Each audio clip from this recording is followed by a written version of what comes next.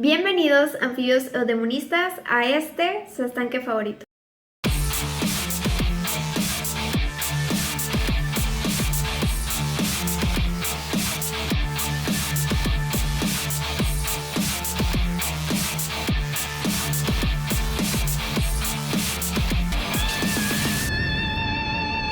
Hoy toca hablar del siguiente reino, que es el reino Fungi, o el reino de los hongos. Este reino es realmente fascinante y diverso por el papel importante que juega en muchos ecosistemas. Los hongos son organismos eucariotas que se diferencian de las plantas y los animales, de los cromistas y los protozoas, aunque comparten ciertas características con las plantas, como la presencia de la pared celular y la capacidad de producir esporas.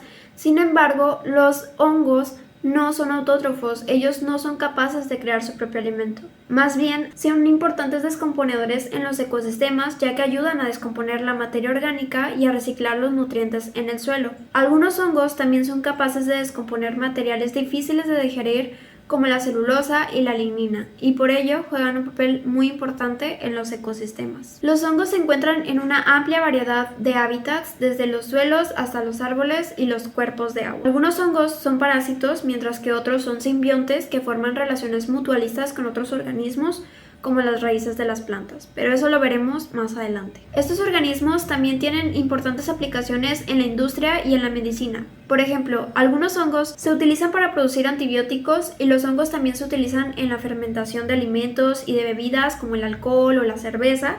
Esto es gracias a las levaduras. Algunos hongos son comestibles y se utilizan en la cocina de muchas culturas en todo el mundo. Sin embargo, es importante tener cuidado al recolectarlas o al comerlas porque algunas especies de los hongos son tóxicas y pueden llegar a ser muy peligrosas si las consumimos. Algunas de las características distintivas de los hongos a nivel celular se pueden observar en sus organelos. La más distintiva es la pared celular. Sin embargo, a diferencia de las células vegetales, la pared celular de los hongos está compuesta principalmente de quitina, que si no han visto el video de carbohidratos, aquí se los dejo porque ahí hablamos de la quitina, y es que esta es una molécula de polisacárido que también se encuentra en el exoesqueleto de los insectos. Hablando de otros organelos, las células de los hongos son eucariotas, lo que significa que tienen un núcleo bien definido que contiene el material genético que caracteriza este reino. Los hongos no existen como células individuales, sino que crecen como estructuras filamentosas llamadas hifas.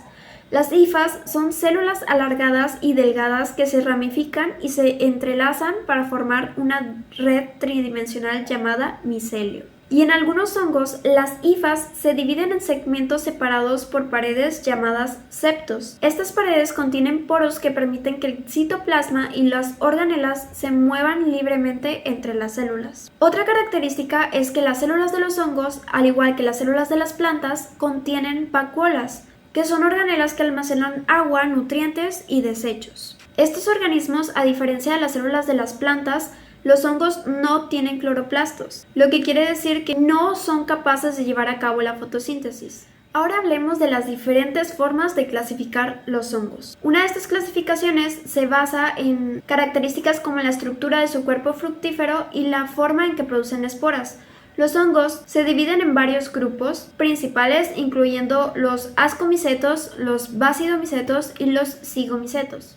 Ahora, los hongos se pueden clasificar en tres modos según su tipo de nutrición. Están los saprobios. Los saprobios son aquellos hongos que obtienen los nutrientes al descomponer materia orgánica muerta. Entre estos se incluyen los hongos del moho y los hongos de pudrición blanca. Están los parásitos, que son los hongos que obtienen sus nutrientes a expensas de otros organismos vivos, como la roya de trigo y la podredumbre de la raíz. Y están los simbiontes, que son aquellos hongos que establecen relaciones mutualistas con otros organismos, como las microrrizas que se forman entre los hongos y las raíces de las plantas. Estos organismos también se pueden clasificar en dos grupos según su estructura reproductiva. Están los ascomicetos y los basidomicetos. Los ascomicetos son hongos que producen esporas en estructuras llamadas ascos. Entre estos se incluyen las levaduras y los hongos que causan la enfermedad de mildew. Y los basidomicetos son hongos que producen esporas en estructuras llamadas basidios. Como ejemplo, incluyen las setas y los hongos que causan la roya del trigo. Por último, una clasificación según la morfología del hongo Y entre estas incluyen los hongos en forma de copa, los hongos con sombrero, los hongos de tipo coral y los hongos con forma de abanico. Estas son algunas de las principales clasificaciones de los hongos. Existen otras clasificaciones en base al hábitat, en base a la toxicidad, a su relación con otros organismos, pero eso lo podemos dejar para otro video. Espero que les haya gustado, que hayan aprendido algo nuevo. Si es así, dejen su like, suscríbanse si aún no se han suscrito, síganos en nuestras redes sociales y nos vemos en el próximo video. Sean felices ajolotes.